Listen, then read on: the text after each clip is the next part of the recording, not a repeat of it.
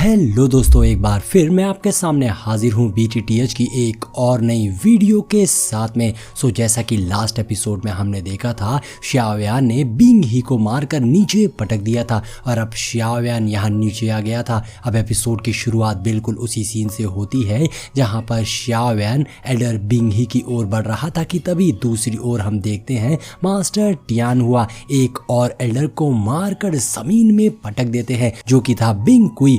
और अब मास्टर टियानहुआ नीचे आ जाते हैं और वो कहते हैं, अगर मेरे पास मेरी ओरिजिनल बॉडी होती तो तुम जैसे डाओजोंग को मारना मेरे लिए कोई भी बड़ी बात नहीं थी, मैं तो तुम्हें बहुत पहले ही खत्म कर चुका होता। जिसके बाद xiaoyan टियानहुआ के पास आते हुए कहता है कि अब हमारे पास सारे मटेरियल्स इकट्ठा हो गए हैं और मैं बहुत ही जल्द आपके लिए एक बॉडी रिफाइन कर दूंगा। अब ये बात सुनकर बिंग कुई को मौका मिल जाता है और वो सोचता है क्यों ना वो टियानहुआ को अपनी जाल में फंसा ले। ऐसा सोचते हुए वो मास्टर टियानहुआ से कहता है, सीनियर अगर आप चाहें तो मैं आपके लिए एक बॉडी रिफाइन कर सकता हूं, क्योंकि हमारी आइस रिवर वैली बहुत ही अच्छी बॉडी रिफाइनमेंट के लिए जानी जाती है और मैं जो आपके लिए बॉडी रिफाइन करूंगा उसके अंदर बहुत ही स्पेशल एबिलिटीज होंगी। अब ये सुनकर टियानहुआ xiaoyan की ओर देखते हैं, जहां xiaoyan भी इशारा करता है कि अब क्या करना है, जिसपे टियानहुआ उस एल्डर के पास जाते हैं और उससे कहते हैं, तो बताओ तुम मेरे लिए क्या करने वाले हो और इसके बदले में मुझे तुम्हारे लिए क्या करना होगा। अब ये सुनकर वो एल्डर सोचता है कि उसने टियानहुआ को अपनी जाल में फंसा लिया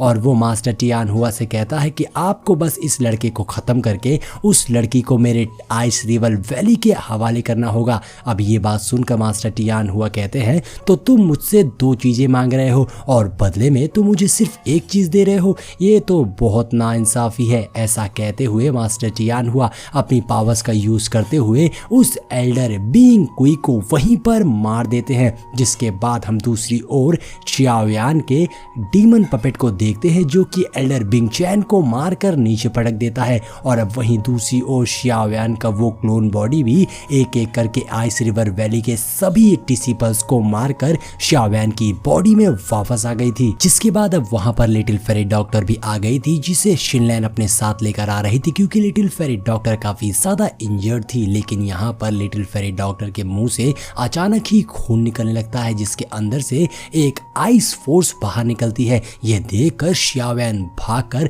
लिटिल फेरी डॉक्टर के पास जाता है और उसे संभालता है। अब वहीं दूसरी ओर हम नीचे पड़े एल्डर बिंग ही को देखते हैं, जो ये चीज देखकर हंसते हुए कहता है, तो मेरे आइस जून फोर्स ने अपना असर दिखाना शुरू कर दिया है और इस लड़की की बॉडी में मौजूद मेरिडियंस अब फ्रीज होने लगे हैं। यह लड़की अब ज्यादा दिन तक सरवाइव नहीं कर पाएगी। जिस पे xiaoyan को काफी गुस्सा आ जाती है और वो उस एल्डर से कहता है, इसकी बॉडी से उस आइस जून फोर्स को कैसे निकाल सकते हैं। जिस पे वो एल्डर हंसते हुए कहता है कि अब इसे बाहर नहीं निकाला जा सकता है और ये लड़की अब बचाई भी नहीं जा सकती है। अगर इसे कोई निकाल सकता है तो वो है सिर्फ और सिर्फ मेरे आइस रिवर वैली के ग्रेट एल्डर। ये बात सुनकर xiaoyan का खून खौल जाता है कि उसकी हिम्मत भी कैसे हुई लिटिल फेरी डॉक्टर को ऐसी मुसीबत में डालने की। और अब xiaoyan ने अपनी हेवनली फ्लेम से उस एल्डर को जला दिया था, जिससे वो तड़प तड़प कर वहीं पर मर जाता है। जिसके बाद अब xiaoyan उन सभी के साथ वहां से चला जाता है। अब सीन चेंज होता है और हम xiaoyan लिटिल फेरी डॉक्टर और शिनलैन को एक केव के अंदर देखते हैं, जहां पर xiaoyan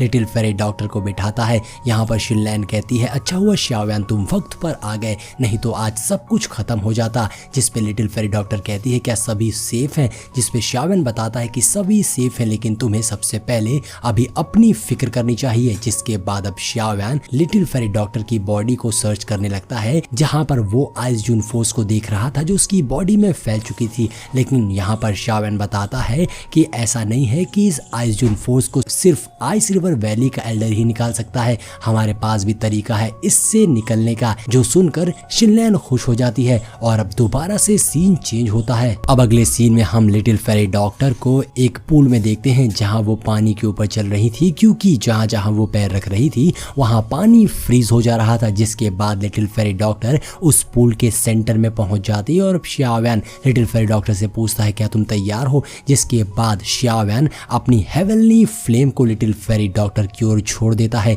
जो कि लिटिल फेरी डॉक्टर के इर्द गिर्द एक फॉर्मेशन बनाने लगी थी और अब लिटिल फेरी डॉक्टर उसी के बीच में थी। xiaoyan ने पहले ही लिटिल फेरी डॉक्टर को बता दिया था कि ये प्रोसेस थोड़ा सा पेनफुल होने वाला है, जिसके लिए लिटिल फेरी डॉक्टर पहले से ही तैयार थी। और अब शाओवैन कुछ पिल्स को लिटिल फेरी डॉक्टर की ओर फेंकता है, जो कि शाओवैन की हेवनली फ्लेम के साथ मर्ज होते हुए लिटिल फेरी डॉक्टर की बॉडी में चली जाती है। और अब कुछ देर में हम देखते हैं लिटिल फेरी डॉक्टर की बॉडी ऊपर को उड़ने लगी थी और यहाँ पर लिटिल फेरी डॉक्टर को पेन होना शुरू हो जाता है, लेकिन लिटिल फेरी डॉक्टर किसी तरह इस पेन को बियर कर रही थी। यहाँ पर शाओवैन को लिटिल फेरी डॉक्टर की काफी फिक्र हो रही थी, लेकिन लिटिल फेरी डॉक्टर कहती है कि मैं बिल्कुल ठीक हूँ, मुझे तुम पर भरोसा है, तुम बस अपना काम करते रहो। और यहाँ पर शाओवैन अब आसपास की नेचुरल एनर्जी को भी एब्सॉर्ब करते हुए लिटिल फेरी डॉक्टर की बॉडी में डाल रहा था। और देखते ही देखते कुछ ही वक्त में लिटिल फेरी डॉक्टर की बॉडी से वो आइस जून फोर्स का असर खत्म होने लग जाता है और लिटिल फेरी डॉक्टर की बॉडी ठीक होने लगी थी, जो देखकर तो शिनलैन काफी खुश हो गई थी, क्योंकि लिटिल फेरी डॉक्टर काफी हद तक रिकवर होने लगी थी। जिसके बाद शाओवैन शिनलैन से कहता है कि लिटिल फेरी डॉक्टर की बॉडी को पूरी तरीके से ठीक होने में अभी कम से कम 1 से 2 दिन लग सकते हैं, इसीलिए वो यहीं पर रहेंगी और मैं उन्हें प्रोटेक्ट करूंगा, लेकिन इस बीच मुझे तुम्हारे मदद की जरूरत है। जिसपे शिनलैन कहती है शाओवैन तुम बस ऑर्डर करो, जो भी हो मैं अपनी तरफ से पूरी कोशिश करूंगी। जिसपे शाओवैन शिनलैन को एक स्क्रोल देते हुए कहता है कि इसमें कुछ मेडिसिनल इंग्रेडिएंट्स हैं, तुम्हें उन्हें लेके आना है क्योंकि तुम इस जगह को मुझसे बेहतर जानती हो। जिसके लिए शाओवैन ने अपने डीमन पपेट को भी शिनलैन के साथ भेज दिया था, जो कि उसे प्रोटेक्ट करने वाला था। और अब शिनलैन इसके लिए तैयार थी, जो शाओवैन के डीमन पपेट के साथ वहां से निकल जाती है। और शाओवैन वहीं पर रुका था लिटिल फेरी डॉक्टर की केयर करने के लिए, क्योंकि वो प्रोसेस अभी भी चल रहा था, जिसमें कम से कम 2 से 3 दिन लगने थे। जिसके बाद अब सीन चेंज होता है और हम उसी जगह को देखते हैं जहां पर शाओवैन की उन एल्डर्स के साथ में फाइट हुई थी, जहां पर आइस रिवर वैली के एल्डर्स की लाशें पड़ी हुई थी। अब वहां पर आइस रिवर वैली का एक एल्डर आया हुआ था, जो कि जिसे एक डिसिपल आकर बताता है कि यहाँ पर पॉइजनस लेडी नहीं है, और साथ ही हमारे क्लैन के तीनों एल्डर्स को मार दिया गया है। जिसपे वो एल्डर उस डिसिपल से कहता है कि इन सब की बॉडी को लेकर यहाँ से चलो, क्योंकि मुझे इसके बारे में ग्रेट एल्डर को रिपोर्ट करना होगा। जिसके साथ ये सीन चेंज हो जाता है और दूसरे सीन में हम शाओवैन को देख, जो लिटिल फेरी डॉक्टर के बगल में ही बैठा हुआ था और कल्टीवेशन कर रहा था, कि तभी हम देखते हैं लिटिल फेरी डॉक्टर की बॉडी में कुछ हलचल होने लग जाती है। और यहाँ पर शाओवैन की हेवनली फ्लेम तेजी से राउंड कर रही थी, जिसके साथ ही अब लिटिल फेरी डॉक्टर की आंखें खुलती हैं और उनकी बॉडी से एक भयानक एनर्जी एक्सर्ट होती है, जिससे केव के बाहर चट्टानें टूटने लगी थी। और अब लिटिल फेरी डॉक्टर की पॉइजनस बॉडी वापस से एक्टिव हो गई थी और लिटिल फेरी डॉक्टर नीचे उतर आती हैं, जहाँ पर शाओवैन उठकर लिटिल फेरी डॉक्टर के पास जाता है और कहता है लगता है तुम्हारी बॉडी से आइस जून फोर्स पूरी तरीके से खत्म हो चुका है। जिसके लिए लिटिल फेरी डॉक्टर शाओवैन को शुक्रिया कहती है, क्योंकि इसमें शाओवैन ने उनकी सारी मदद करी है। तो यहाँ पर शाओवैन कहता है इसमें शुक्रिया की कोई बात नहीं है, क्योंकि जितने दिन तुम्हारी कल्टीवेशन चल रही थी इतने दिन में मैंने भी कल्टीवेट करके डाओजोंग के 2nd स्टार पर ब्रेक थ्रू कर लिया है। अगले सीन में हम देखते हैं शाओवैन और लिटिल फेरी डॉक्टर बैठ के बात कर रहे थे, जहां पर शाओवैन लिटिल फेरी डॉक्टर की बॉडी को एक बार फिर से चेक करता है और उसे लिटिल फेरी डॉक्टर की बॉडी अब बिल्कुल नॉर्मल लग रही थी। जहां पर शाओवैन लिटिल फेरी डॉक्टर से उसकी पॉइजनस बॉडी के बारे में पूछता है, तो वो बताती है कि मेरी पॉइजनस बॉडी अभी तो कंट्रोल में है, लेकिन अब मुझे किसी भी बात का फिक्र नहीं है। कल को अगर मेरी poisonous body out of control होकर एक्सप्लोड हो जाती है तो उसके बाद भी मैं तुम्हें याद रखूंगी। ये सारी बातें सुनकर शाओवैन को बुरा लगता है और वो कहता है तुम परेशान मत हो, मैं तुम्हारी बॉडी को जरूर से जरूर रिकवर करूंगा और इस पॉइजनस बॉडी से तुम्हें छुटकारा दिलाऊंगा। जिस पे लिटिल फेरी डॉक्टर कहती है लेकिन मेरी पॉइजनस बॉडी को कंट्रोल करने के लिए sky demon poisonous scorpion beast के बॉडी के कोर की जरूरत होगी, क्योंकि यहाँ लुओ टेम्पल में वो है तो, लेकिन वो बहुत ही डेंजरस बीस्ट है। अब ये बात सुनकर शाओवैन उस बीस्ट के बारे में लिटिल फेरी डॉक्टर से सारी इन्फॉर्मेशन निकलवाने लग जाता है, जहाँ पर लिटिल फेरी डॉक्टर बताती है कि वो बीस्ट मुझे यहीं पर एक बार लुओ टेम्पल में मिला था और वो बीस्ट बहुत ही ज्यादा खतरनाक है, उसके पावर्स बहुत ही ज्यादा है और अब तक तो वो डाओजोंग के 8th स्टेज पे भी पहुंच चुका होगा। अब ये सारी बातें सुनकर तो शाओयान की सिट्टी बिट्टी गुल हो गई थी, क्योंकि डाओजोंग का 8th स्टेज उससे लड़ पाना तो शाओयान के बस की बात नहीं थी। लिटिल फेरी डॉक्टर कहती है कि अगर हमें उस बीस्ट से जीतना है तो हमें पहले से ही तैयार रहना होगा, क्योंकि उस बीस्ट के पास बहुत सारी चालें होंगी, इसलिए हमें प्रिपेयर रहना होगा। जिस पे शाओयान कहता है मैं बिल्कुल तैयार हूँ, मैं बस शिनलैन और अपने डीमन पपेट के वापस आने का इंतजार कर रहा हूँ। अब सीन चेंज होता है और अगले सीन में हम शाओयान को मास्टर टियान हुआ के साथ देखते हैं, जहाँ पर टियान हुआ काफी गुस्से में थे, क्योंकि शाओयान ने उसे बता दिया था कि वो sky poison demon scorpion beast को मारने जा रहा है। जिस पे टियान हुआ कहते हैं तुम्हारा दिमाग खराब हो गया है, तुम उस बीस्ट को नहीं हरा सकते हो और तुम चाहते हो कि इसमें मैं तुम्हारी मदद करूं, तुम अपने साथ साथ मेरी लाइफ भी गवा दोगे, जिसके बाद मुझे अपनी बॉडी भी नहीं मिल पाएगी। जिस पे शाओयान कहता है कि अगर आप मेरी मदद करोगे तभी मैं आपकी बॉडी को रिफाइन कर पाऊंगा। अब यहाँ पर शाओयान एक तरह से मास्टर टियान हुआ को ब्लैकमेल करने लगा था, जिसपे मास्टर टियान हुआ चिड़चिड़ाते हुए कहते हैं ठीक है, लेकिन मैं कैसे तुम्हारी मदद करूं। जिस पे टियान हुआ काफी परेशान हो गए थे। यहाँ पर शाओयान टियान हुआ को बताता है कि हमें उस बीस्ट से एक बहुत ही अच्छा एलिक्सर मिलने वाला है, जिसे सुनकर तो अब टियान हुआ भी लालच में आ गए थे। यहाँ पर शाओयान नाटक करते हुए कहता है कि अगर आप नहीं चाहते हैं कि मैं उस पिल को आपके लिए लेके आऊँ तो ठीक है, मैं अकेला ही चला जाता हूँ, लेकिन उसके बाद मैं आपकी कोई मदद नहीं कर पाऊंगा। अब ये सारी बातें सुनकर तो टियान हुआ को भी लालच आ गया था और वो कहते हैं अरे बच्चे तुम अकेले क्यों जाओगे, इसमें मैं तुम्हारी मदद करूंगा। मैं चाहे बूढ़ा हो गया हूँ लेकिन अभी भी मेरे अंदर बहुत जान है, मैं उस मॉन्स्टर को मार के गिरा सकता हूँ। अब यहाँ पर मास्टर टियान हुआ शाओयान की जाल में फंस चुके थे। शाओयान कहता है तो ठीक है, आप मेरी मदद कर रहे हैं, आप तो बहुत ही अच्छे इंसान हैं। यहाँ पर मास्टर टियान हुआ थोड़े कंफ्यूज थे कि कहीं ये लड़का मुझे फंसाने की कोशिश तो नहीं कर रहा है। तो शाओयान बताता है कि इससे आपको और लिटिल फेरी डॉक्टर दोनों को ही फायदा है, क्योंकि उस मॉन्स्टर के कोर ब्लड से मैं लिटिल फेरी डॉक्टर का भी इलाज कर सकता हूँ। अब यहाँ पर इनकी टीम तैयार कि तभी शिनलैन की आवाज आती है जो वहां पर वापस आ गई थी। यहाँ शिनलैन नीचे आती है और शाओयान से कहती है कि मैंने उस मेडिसिनल इंग्रेडिएंट्स को ढूंढ लिया है,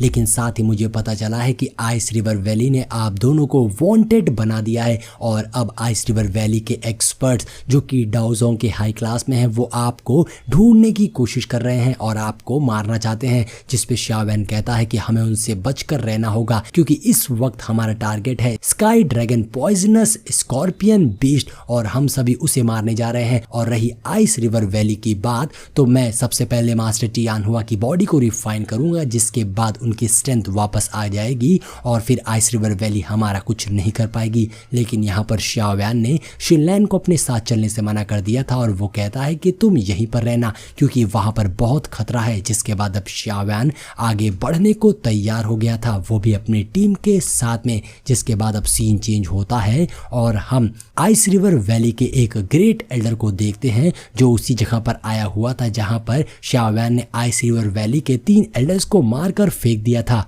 जब उस ग्रेट एल्डर को पता चलता है कि उसके एल्डर्स को किसी ने मार दिया है तो वो अपनी पावर्स का यूज करते हुए उस जगह को स्कैन करता है, जिससे अब उसे पता चल गया था कि यहाँ पर शाओयान उसका एक मास्टर और वही पॉइजन गर्ल आई थी और उन सब ने मिलकर आइस रिवर वैली के इतने हाई रैंक्ड एल्डर्स को मार दिया। ये तो काफी इंटरेस्टिंग है। यहाँ पर उस एल्डर को हंसी आ रही थी क्योंकि वो कहता है कि काफी दिन के बाद मुझे अपने सामने कोई टक्कर का मिला है, इन लोगों को मारने में तो बहुत मजा आएगी। ये सोचते हुए वो एल्डर जोरों जोरों से चीखते हुए हंसने लगता है, जिसके बाद ये सीन यहीं पर कट हो जाता है। दूसरे सीन में हम शाओयान और लिटिल फेरी डॉक्टर को एक भयानक सी जगह पर देखते हैं जहां पर वो sky dragon poisonous scorpion beast रहता था। शाओयान कहता है वो बीस्ट जरूर यहीं आसपास है। जिसके बाद शाओयान और लिटिल फेरी डॉक्टर आगे को बढ़ने लगते हैं, जहां पर लिटिल फेरी डॉक्टर शाओयान से बताती है कि वो बीस्ट मेरी पॉइजनस बॉडी को सेंस कर सकता है। जिस पे शाओयान कहता है कोई बात नहीं,